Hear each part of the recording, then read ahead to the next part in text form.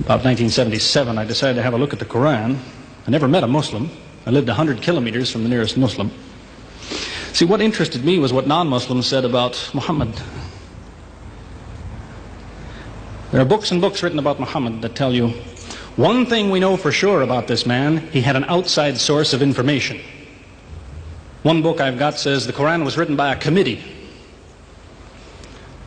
because they've established so well that there's information in there that an Arabian shouldn't have known. He must have had someone from the outside bringing him this information. So they say, one thing we know for sure, he had an outside source of information. Now, he said this book was a revelation. So they say, you see, he was a liar. He got it from somewhere, he put it in a book, and he gave it to someone, telling him it was from God. He was a liar. Other people write books and books on the subject of Muhammad, and they say, one thing we know for sure, he thought he was a prophet. He was crazy. Because they look at his life very carefully, and they see episodes like, for example, when he hid in the cave with Abu Bakr. He was running from the whole city who wanted to kill him, and he hid in the cave, and when the Meccans came running up to the cave to kill them, what did he say to his friend? Did he tell him, see if you can find a back way out of the cave? What he told his friend was, relax. He was telling him, I see what you see, but he said, God is with us. God will save us. So people on that basis, they say, you see, he thought he was a prophet. He thought God was with him because he said things like that. He wasn't a liar. They never seem to realize that one man can't be both. So you can't be a liar and a crazy man at the same time. If you think that an angel gives the words of God in your ear, and somebody says, I have a question for you, what does God tell you about this thing? I want to hear an answer tomorrow.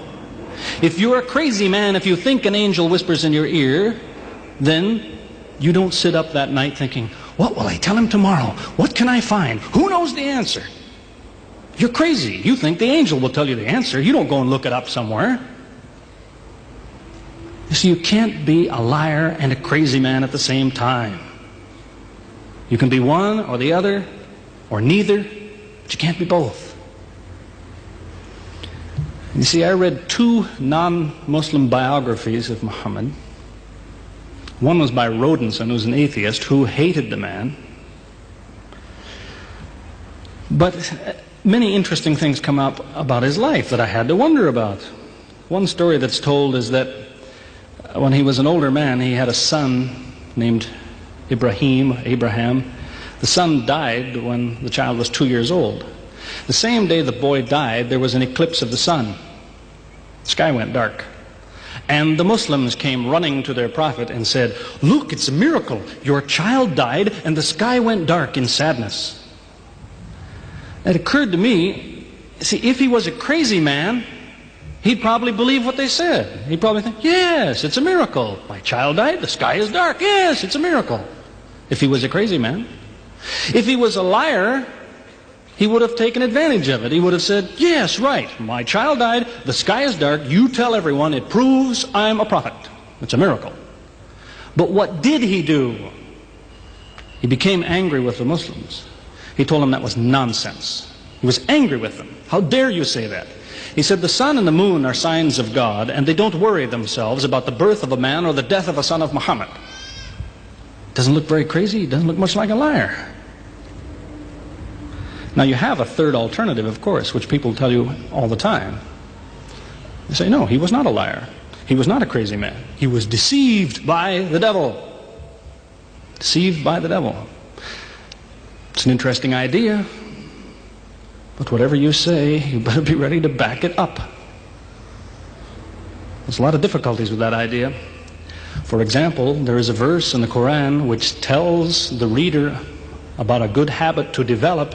It tells him, before you read this book, always say, A'udhu billahi minash shaitani rajim, which means, I take refuge in God from Satan the rejected. Is this Satan who wrote this?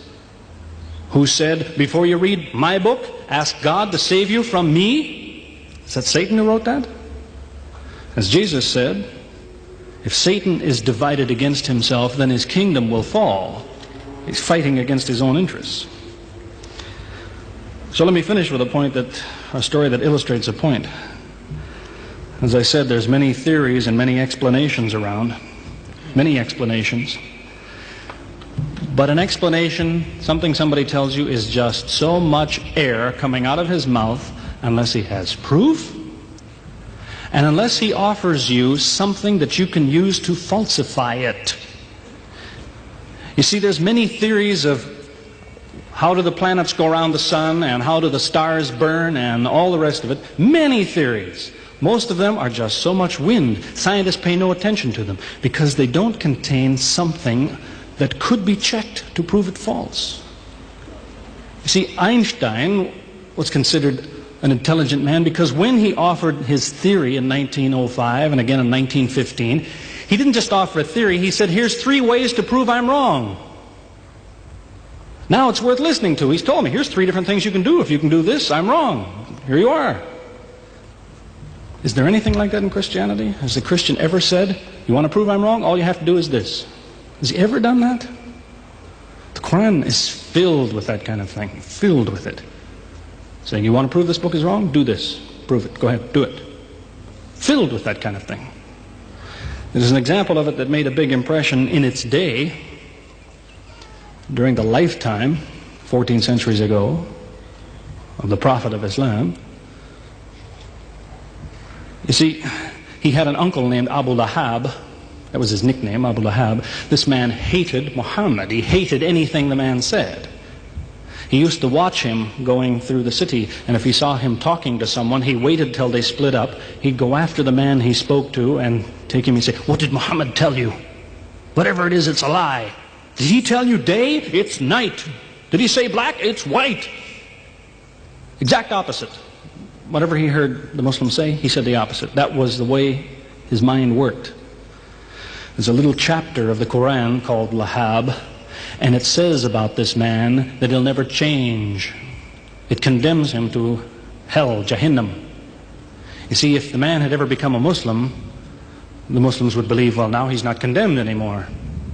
You see, for 10 years before Abu Lahab died, that was a part of the Quran. And the Muslims could come to Abu Lahab and say, do you know, it's been revealed to us in our book that you will never be a Muslim. God says you will never be a Muslim. For 10 years they told him that. All he had to do was say, well, your book is wrong. I want to be a Muslim. What do you think of your book now? That's all he had to do. He had 10 years to think about it. And that's the way he was.